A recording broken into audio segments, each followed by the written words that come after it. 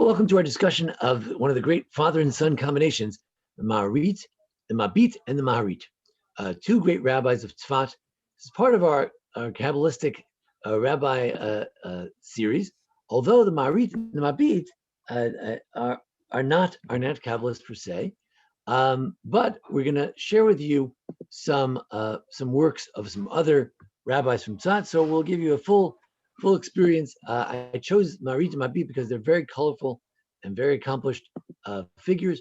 So let's begin at the beginning with this discussion. Hold on one second. So tonight we're going to learn about two characters that probably most of you have never heard of, Mabit and Maharit, but they're pretty significant in the world of halakha and the world of Jewish literature. As we'll see in a moment, pretty prolific. And but I know many of you are here to hear about Kabbalists, so we're also going to learn about some other Kabbalistic figures who were there as well.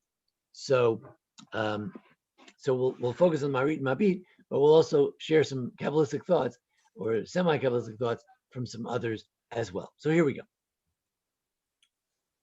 So really what we wanted to know was, aside from the great Ari and his student, the Chaim Vital, some other students he had, and aside from Rav Yosef Karo, who else was hanging out in Tzefat? So tonight we're going to mention some other names, and so Maharit and Mabit, very, very important, as we'll see in a moment, see how significant they are. And I want to tie it in together also with the Rav Yosef Karo and the Ari. How do these two rabbis fit in with them? You'll see. So just to get the name straight, the father was Rabbi Moshe ben Yosef of Trani, from the famous Yeshaya the Trani. The famous they had ancestors who were very famous, Isaiah of Trani. So if you take the name, the acrostic M-B-Y-T, Mabit. His son was Rabbi Yosef of Trani, who was the Maharit, Rabbi Yosef Trani. So we had the Mabit and the Maharit. And it ends in the eat because he's the son of Yosef Trani and his name is Yosef Trani. Okay. So the grandfather's name was Yosef, the grandson's name was Yosef as well. Now, so their names are cute. Very good. Okay, let's continue. The relationship to Rav Yosef Karo and the Ari. The Mabit and Rav Yosef Karo were both ordained by Mari Berav. So remember we talked about Rav Yosef Karo, he wrote the Shulchan Aruch, the Code of Jewish Law. Remember we talked about the fact that there was a new movement to ordain people, give them the official, real ordination that everybody, all the rabbis would agree that they would be ordained. And the Rav Yosef Karo got such an ordination. Well, the Mabit also got that. He was a classmate in the school of Mari Berav, who was at that time the great rabbi. Today, a lot of people don't know about him, but those days, he was the one who inspired the idea of giving smicha to everybody. And so Mabit and Rav Karo are classmates. Are they going to remain friendly? We'll see later. The Mabit took over as Rosh Beit Din after Yosef Karo died. So if you wonder, well, who takes over after the author of the Shulchan Aruch? Who takes over the Sphad? Today, the problem is when the sabbatical year comes, so we say, well, we don't really want to take off a year, so what should we do? So we sell it to the Gentiles. Some people say, no, you can't sell it to the Gentiles. If you sell it to Gentiles, does it cease to be Israel? Can you then work the land or not? So this is an interesting question today. In those days, they weren't so much farmers. As we'll see later, they were dealing in textiles. They were in the shmata business. But they wanted to know, the produce in the sabbatical year is a free-for-all. Anybody can take it. I can walk into your field and take your oranges. And therefore, since it doesn't belong to anybody, you don't have to give truma and maaser. You don't have to take off a tenth for this, a tenth for that, 2% for this. You don't have to take off all those things in the sabbatical year if it belonged to a Jew, because it's a sabbatical year. But a lot of the produce came from the Arabs, and that they're not Jewish. And if they're considered to have acquired the land and it's not holy anymore, then it's not the sabbatical year anymore. And if it's not the sabbatical year, you have to take tithing. So it's a big question. When you go to the supermarket in the sabbatical year of, I think it was 1658, they had a sabbatical year. You go to the market, you have to take off. It's a pain in the neck. You have to take off 10% for this, 2% for this, 10% for that, another 10% for something else. Do you have to do that or not? So the Mabit said, no, you don't have to do it. And the Maharit and the Rav Yosef Karo said, what do you mean? We always did that. How could you say that? They had a big debate. And on his deathbed, they made up. Rav Yosef Karo gave a bracha to the little Maharit, to the younger of the two rabbis that we're talking about tonight. The Alshich and Rav Moshe were ordained Maribe Rav and were students and a student of Rav Karo. Okay, fine. He's now the Alshich. We're going to talk tonight about one of the great Kabbalists of Tzefat, the Alshich, or Moshe Alshich. He's originally from Greece. He said he saw a great light over the home of the Maharit of his home when the night he was born. Alshich is a great mystic. If you're a great mystic and you're walking by a house and they're having a baby, and it turns out that the baby is the Maharit, who we'll see is a great rabbi. So then if you're the Alshich, you say, you know what? There was a great light over that home.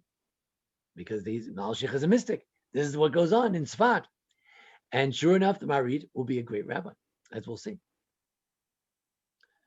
Now, the mystic Rav Moshe Cordovero, the teacher of the Ari, okay, you can't get much bigger than that, the teacher of the Ari, he had chosen Maharit's name before he was born.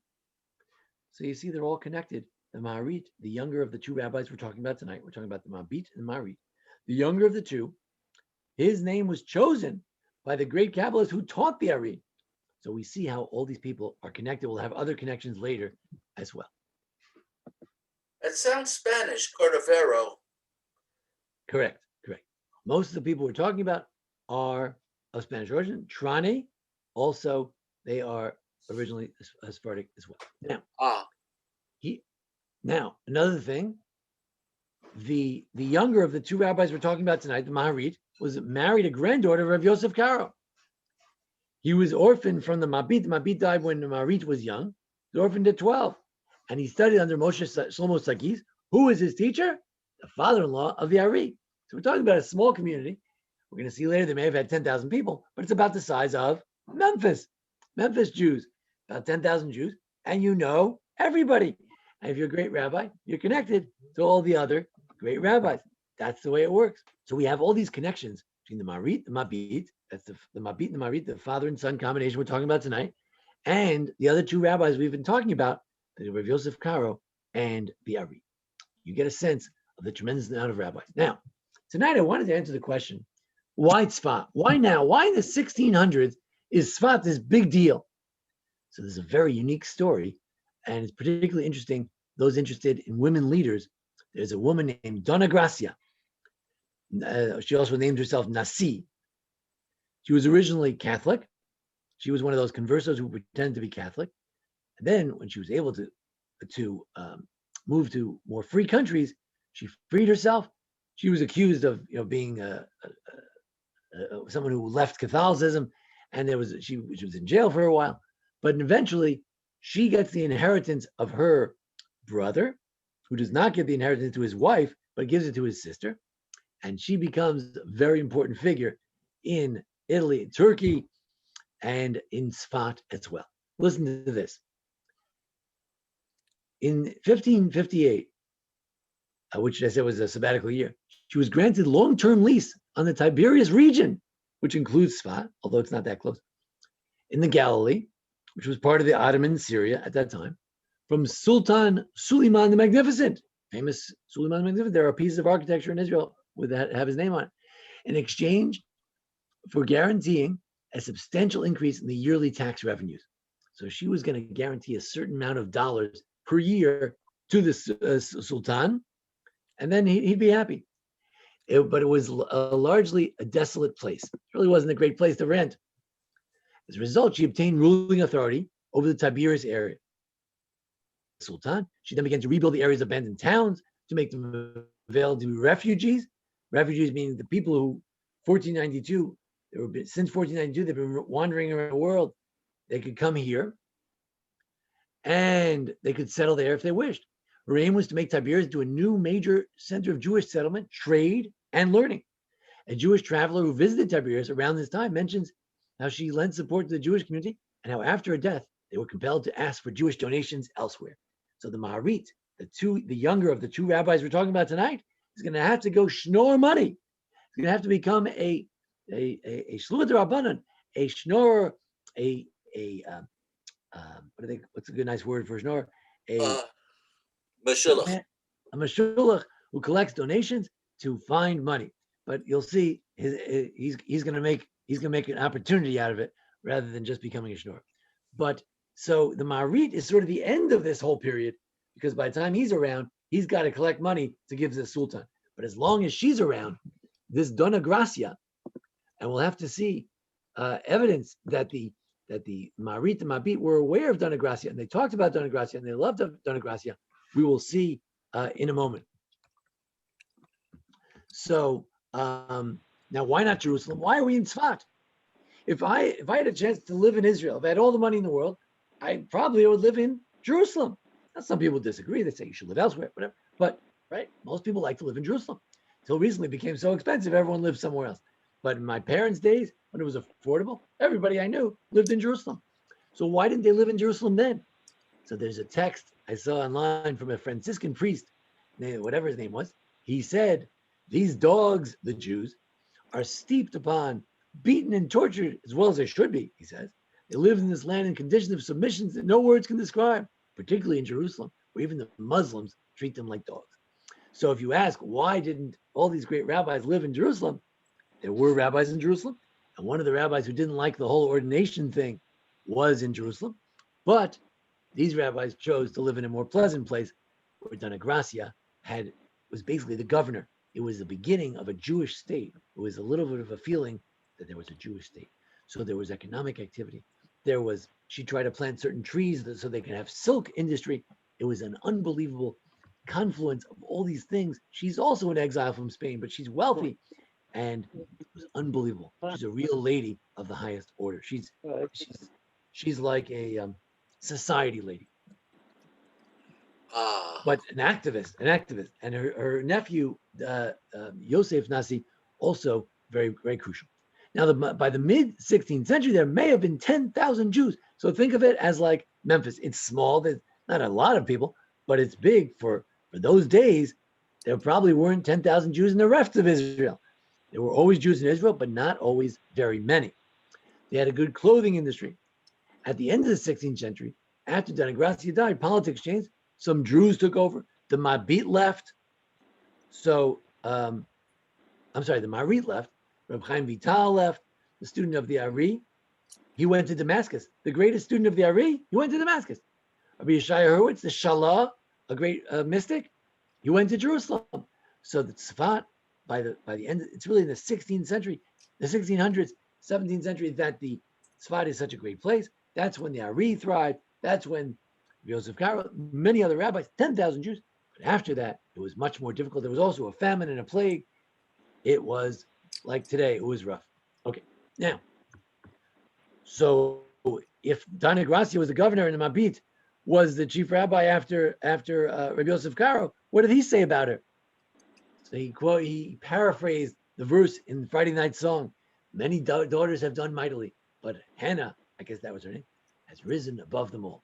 That's from the book of Cecil Roth on Dona Gracia. Wonderful book.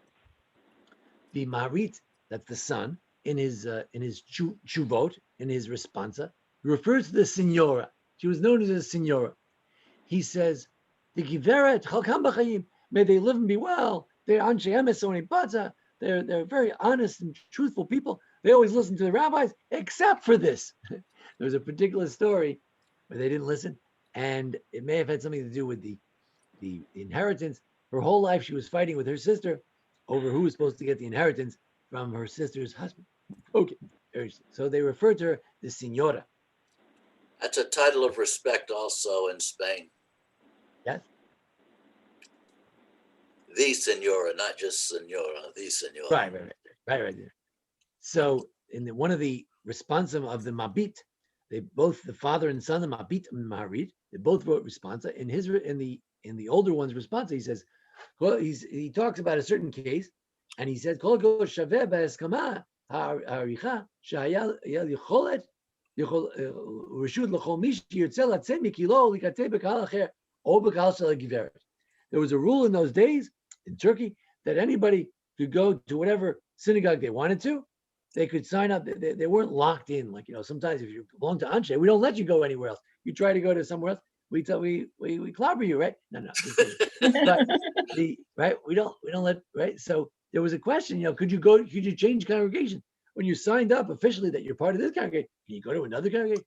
So he says, no, there's a rule. There was an agreement. You go wherever you want, or you could go to the Kehillah of the Giveret. If you want, you could sign up to the congregation of a Signora. What do we mean? She was such a great patron that there were synagogues named after the Signora. There was the Dona Gracia synagogue.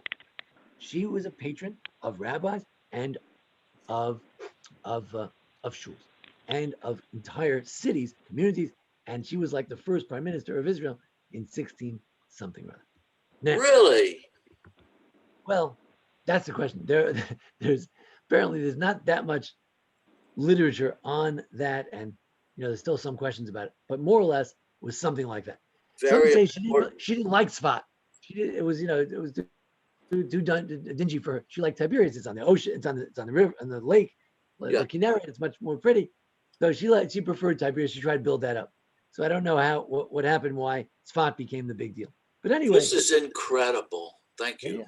Yes, thank you for joining us, and I'm glad you appreciate it. Now, as I said, at some point, Tzefat as the Great Tzefat, and there were always Jews in Tzefat, but it closed as the Great Tzefat in 1596. There was a siege, there was a famine, they had difficulties, and the Maharit had to go with another rabbi to be a shadar, to be a shulchan rabbanan, to be a meshulach, and to raise money for the community. And then eventually, Rav Yosef, the Maharit, the younger of the two rabbis we're talking about tonight, he had to go to Constantinople, known as Kushta in Hebrew. He had another rabbi had to go collect monies to pay the taxes, which were used to be paid by Dona Gracia single-handedly. So she was like Bill Gates; she could pay the tax for the whole country. And now rabbis had to collect the money. The people locally, they were famines. It wasn't what it used to be. So this great opportunity, this bubble, this moment in history, this century in history, where Jews could flower and Torah could flower, and the community could blossom in Tzefat, it wasn't for a moment in time. And what an incredible moment it was. Now, tonight I want to talk about the Maharit and Mabit, but I didn't want to disappoint. Really, we should have talked about Rabbi Moshe Alshich. He was a great Kabbalist. Now, I talked to my friend, Rabbi Brill, Professor Brill, tonight, and he said the following. I saw some people said that Rabbi Moshe Alshich, although he was a great Kabbalist, his books are not that Kabbalistic. See what he says right here. He says, I never aimed to too high or beyond me. I settled in Tzefat. And what did he study? He studied Talmud. That was his main occupation.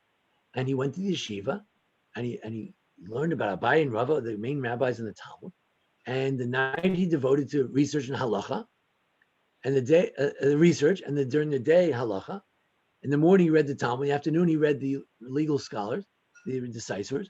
Only on Fridays he would do scripture, the Tanakh, the Midrash. However, Rav Moshe Alshich wrote volumes and volumes on the Torah. Today, when you search for any topic, any piece of Talmud, any Midrash, in the Bar Ilan search, in the computer search, you will find that Alshich always has something to say about it, because he talked about everything. He was a great scholar, but he devoted his writings were about Chumash. So I saw some people wrote that it wasn't so Kabbalistic. Rabbi Alan Brill, who's a great professor of mysticism and all that, he said, no, there is a lot of Kabbalah in the Alshich, but on the surface, it doesn't look so Kabbalistic. It looks more, he wrote it in a way that everybody can understand what he's talking about. So unlike the Ari, who some of you yourselves said to me, you don't know what he's talking about. When it came to the Alshich, it was more understandable. So there was, in Tzefat, there weren't only Kabbalists, there were also the Mabit, the Maharit, as we'll learn about. There were people like Moshe Alshich, who gave drushes that were readily understandable. They were not so deep in Kabbalah that you couldn't that you had to be a Kabbalist to follow it. So I wanted to share with you a couple of pieces from the Alshich to get a little sense of one of the great Kabbalists of Tzefat before we go back to Maharit and Mabit, who were in Tzefat, but were not great Kabbalists. So I thought I'd share with you something about this week's Parsha, Parshat Truma. So it says, Vasuli Mikdash, you should make a Mikdash, you should make a temple. So he says, I'm sorry, I don't have a translation. Here it goes. He says, your ears should ring when you hear something like this. He says, how can one who dwells up high among the light, how can you're going to make a place that people made? And he says Solomon himself wondered when he made the temple, can God live on the earth? And of course we say that this place is a Mount Moriah, and he says the answer is, he says that's the gate of heaven.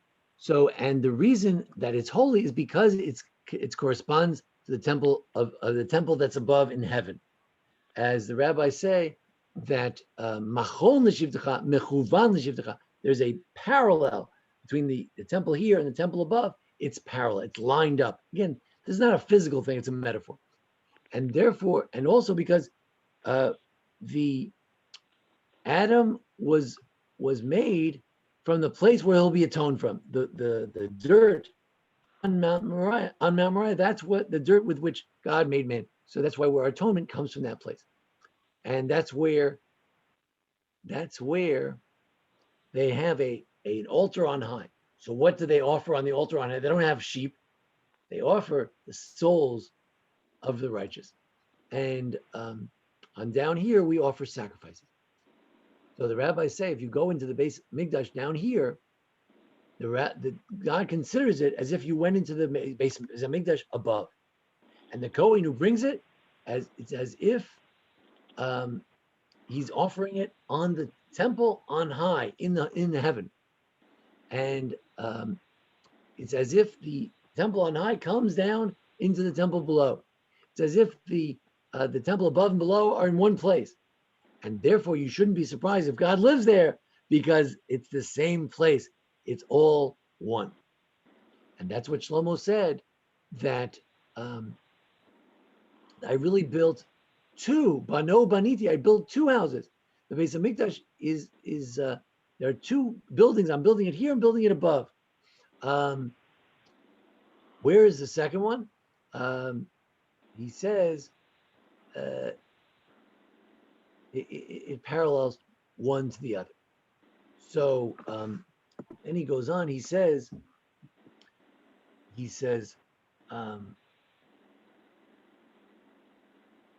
when we made a Mishkan, a tabernacle, so did the angels. They also made one. And when we put a tabernacle here, they put one there as well. Who was in charge of the one above? The chief angel named Metatron. He offers the souls of the righteous to atone for the Jews in exile. So when a Jew, this is very comforting. If you're a Spanish Jew and you knew Jews who were persecuted, Jews who were burnt at the stake for the Inquisition, so you say all those souls, they were brought by the angel on high on the temple and above to atone for us while we live in exile. And when it says Et HaMishkan, it means the Mishkan, the tabernacle there, and there was another tabernacle that came with that tabernacle, and that's why it says it's a place for that God made with His own hands. So he says, what is the Mishkan of God? Is it above or where is it? So he says it's specifically for exile. So he says, why can't you have one temple? Why do you need two? So he says that, so apparently this is specifically for us in exile. The temple above continues to function even in exile. And there is an idea that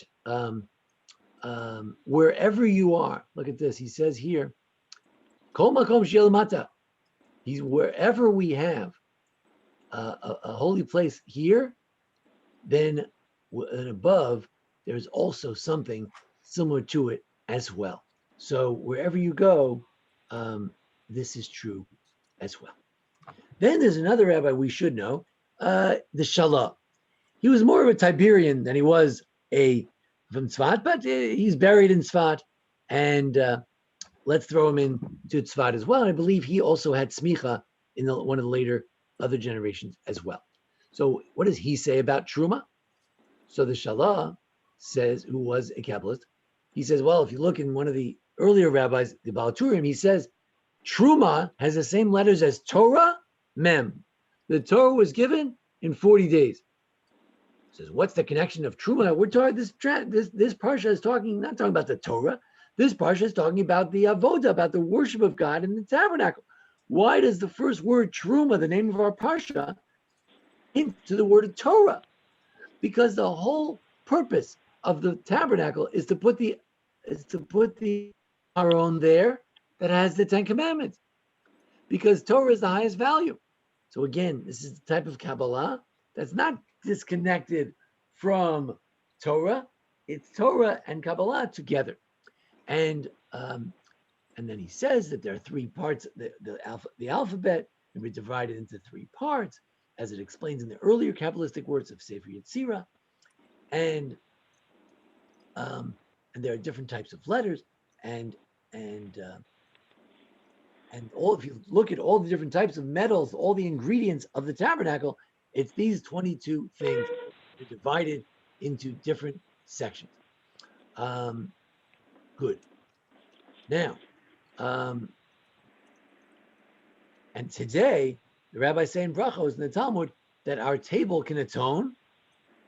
How? When we feed the poor on our table and we speak Torah at our table can function like the original table that they had in the temple.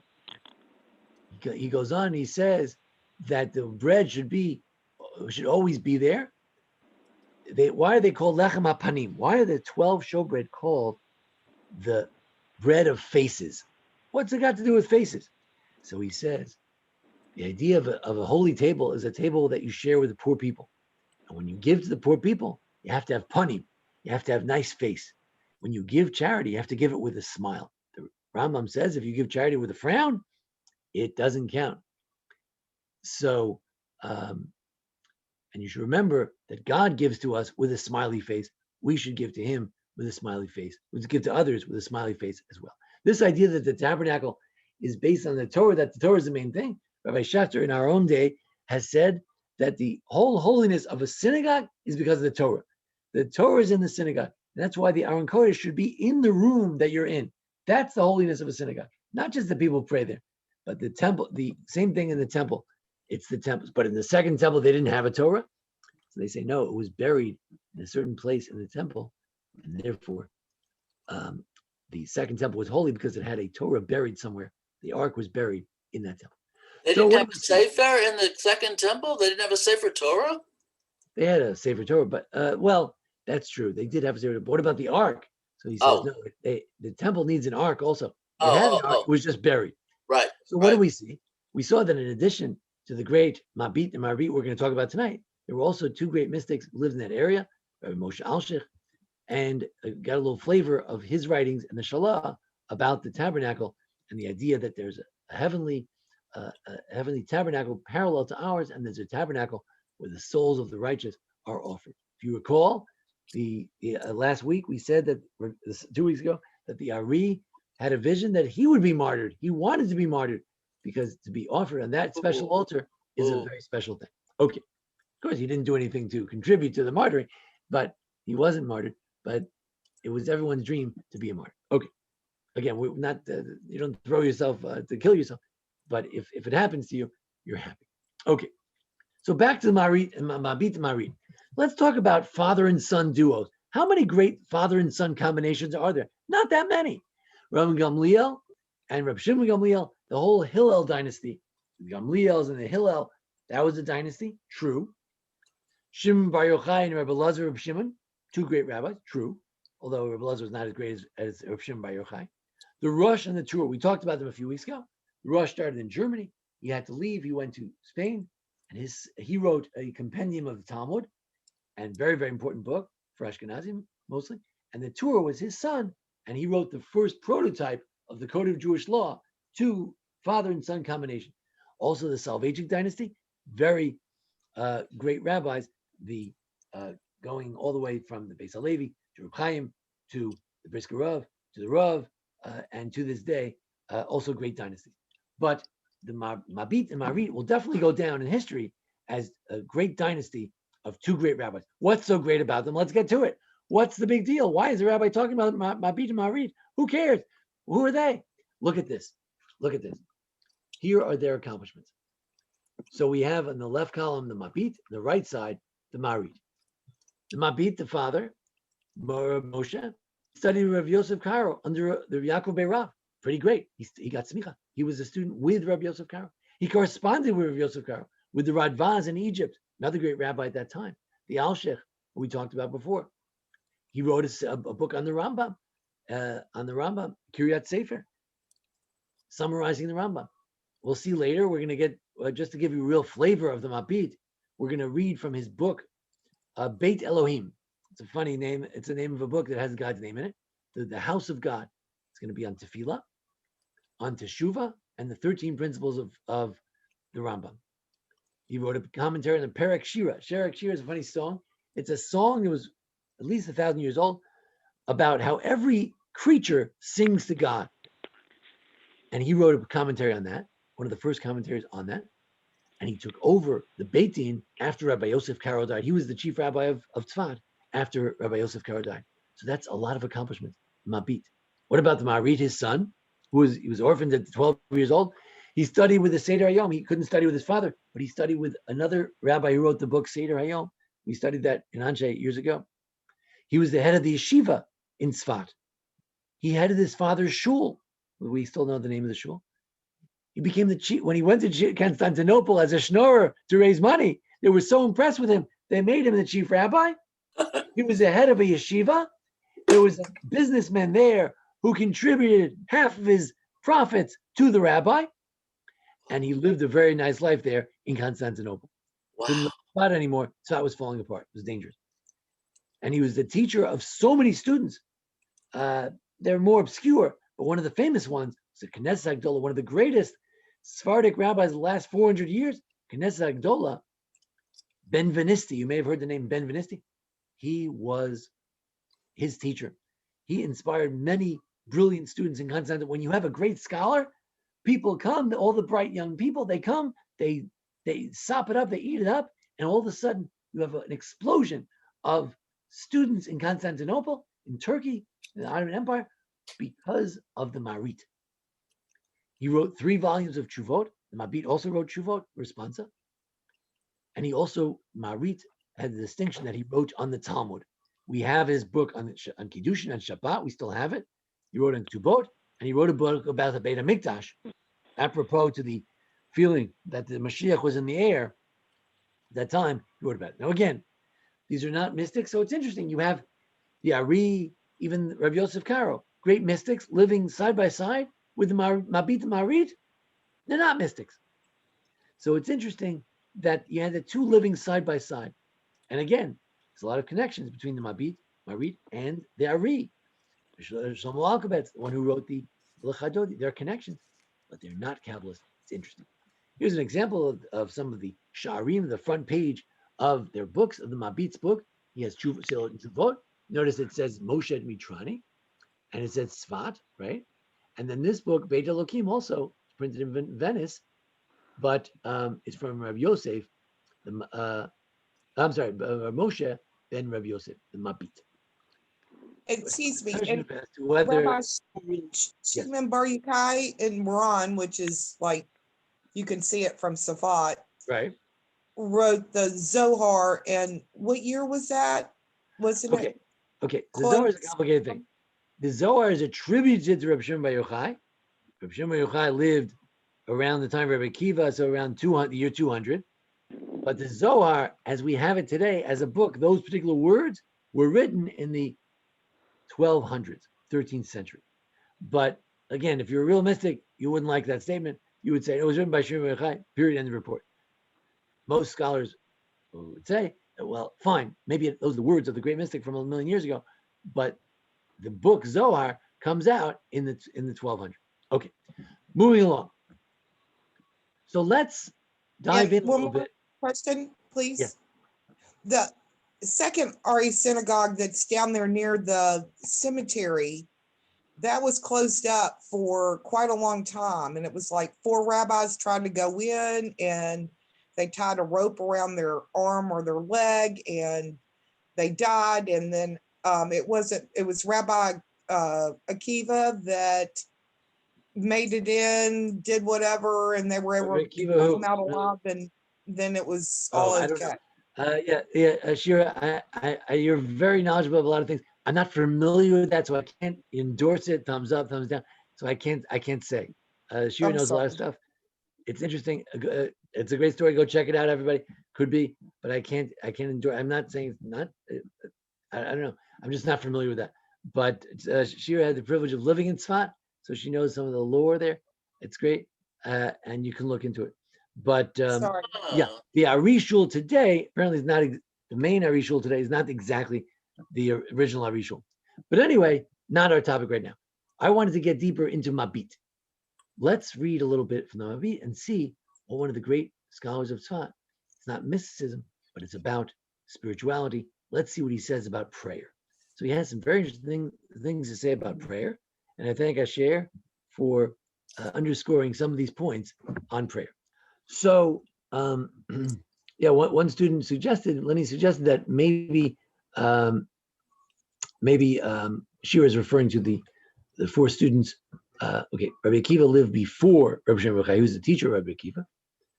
Rabbi Akiva was a teacher, Rabbi Shem Yochai is a student, and there were 4 great mystics who went to heaven, and only Rabbi Akiva survived. But in any event, we got to move on. The Mabit. He wrote this book, Beit Elokim, which is about prayer, repentance, and the 13 principles of faith. So on prayer, listen to some of the interesting things he says about prayer. I hope you'll find it inspiring. He says, what is prayer? He says, I'll give you one sentence of what it is. It's the request of a person from God for something that is needed and that is not in his or her control. It's a very audacious statement. He says, what do I mean by that? He says, a person should pray for mercy. So what does he mean? The request of a person from God for something that is, so number one, he says that prayer is requests. Now later he's going to claim that in the end of days when we don't need anything, so then prayers will just be praise. But one might argue that no, the essence of prayer is request, like he says, but it's not because we're so pathetic we have requests. That is prayer. Prayer is request. It's for something that's needed. He claims that if it's something frivolous, you shouldn't pray for it. You don't want to bother God for no reason. Now, I have mixed feelings about that. On the one hand, look, if I'm so foolish that my most important thing is that the Red Sox should win the game tonight, or something like that, so maybe that's my need. I'll cry if they lose. So maybe that is a need, or maybe no. You have to have good values, and when you pray, it should reflect good values. I don't know. Is it bothering God if you, let's say, you want your boyfriend to get you roses for your birthday, and you pray for it? Is that bad? That's what you want. So he claims that it is bad. A person should pray for mercy as if he's not worthy of it, as from her deeds. Now, Talmud, this is also a controversial statement. Talmud says that when it comes to charity, you can say, look, God, please heal this person on the merit with the credit that I'm giving charity.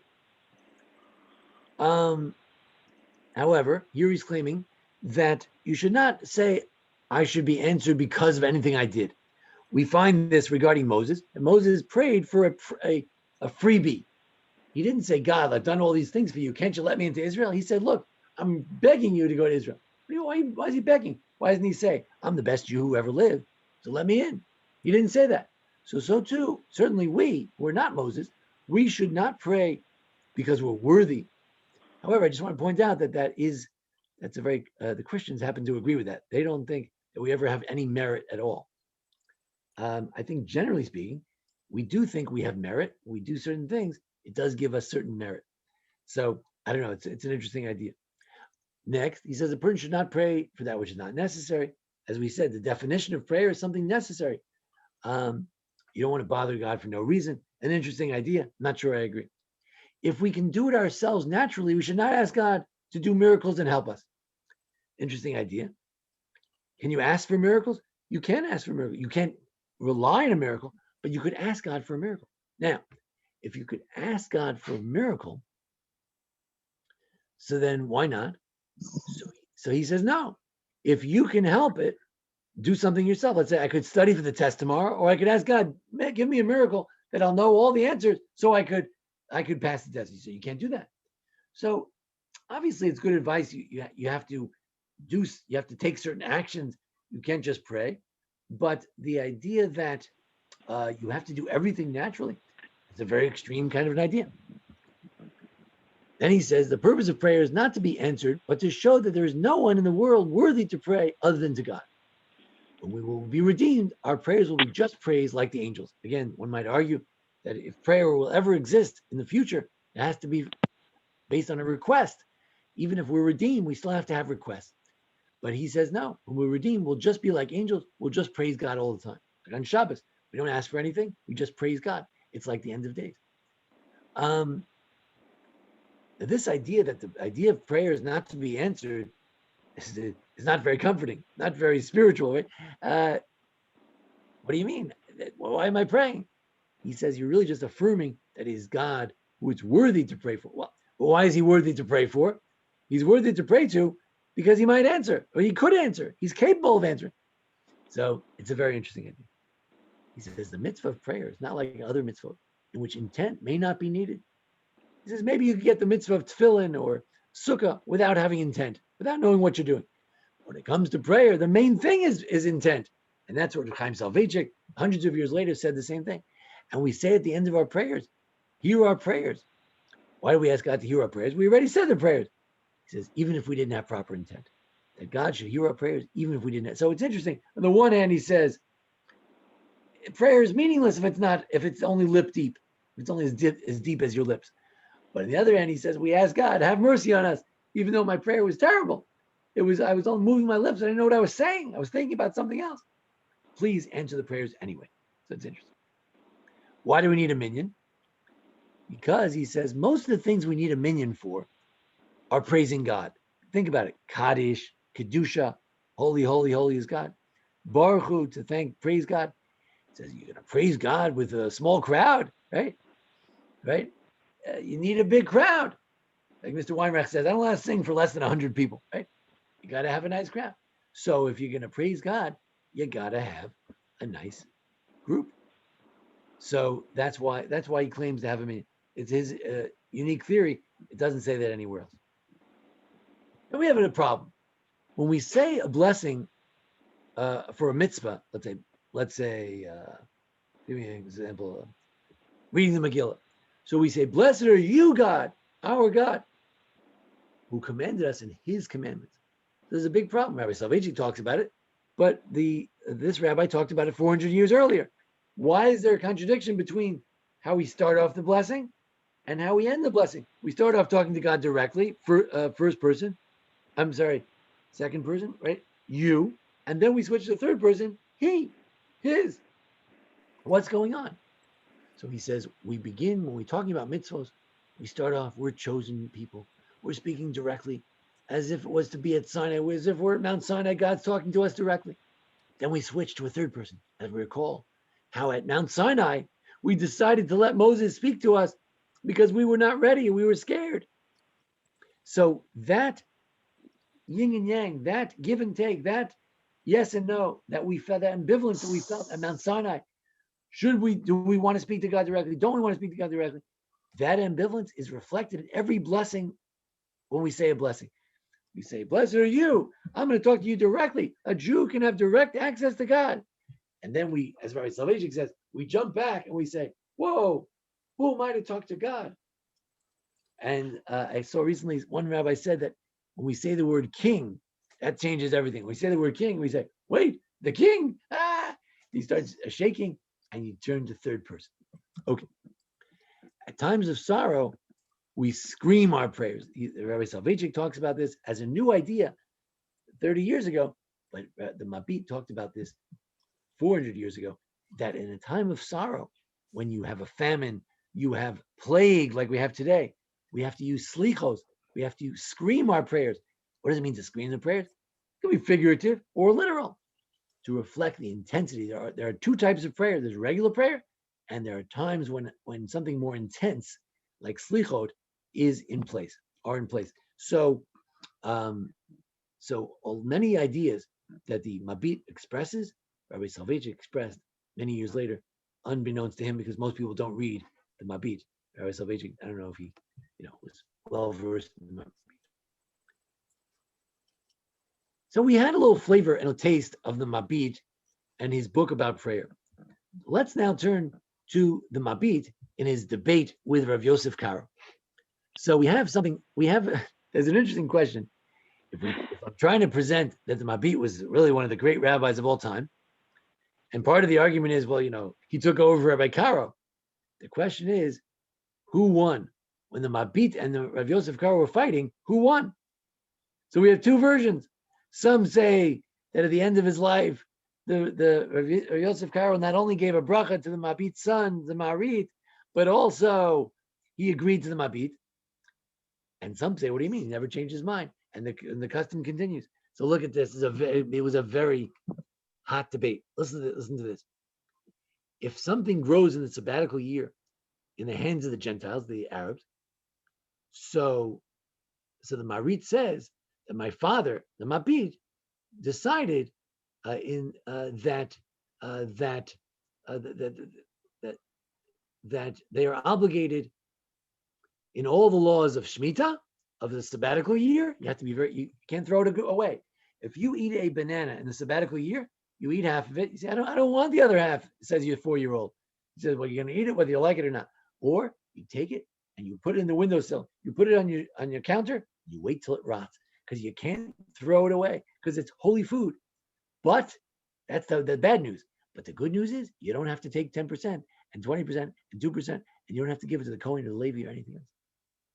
And that's what everybody did every year.